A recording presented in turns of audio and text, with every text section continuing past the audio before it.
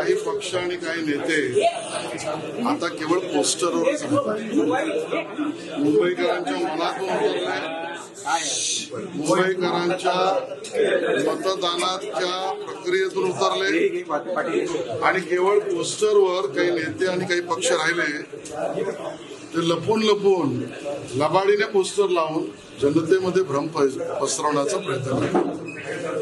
आम्ही बघितलं काही बातम्या पोस्टर्स लावलेल्याच्या. या पोस्टरवरून स्वतःच्या पराभवाची नांदीच ते देत आहेत.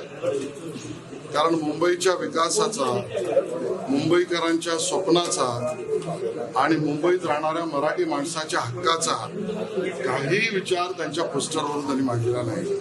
आणि म्हणून आमचं म्हणणं आहे, जे मी ट्विटद्वारे सुद्धा म्हटलं, होय मराठी माणसाने शुभ मुहूर्त काढलाय, होय मराठी माणसाने ठरवलंय, होय मुंबईकरांनी ठरवलंय, 25 वर्ष ज्यांनी खा खाल्लं तरी त्यांचं पोट भरलं नाही, अशा कंत्राटदार प्रेमी उभाटा सेनेला आज उद्या जे त्यांच्याबरोबर जातील त्यांना सगळ्यांना पराभूत करण्याची मानसिकता आणि निर्णय हा मराठी माणसाने, मुंबईकरांनी ठरवलाय.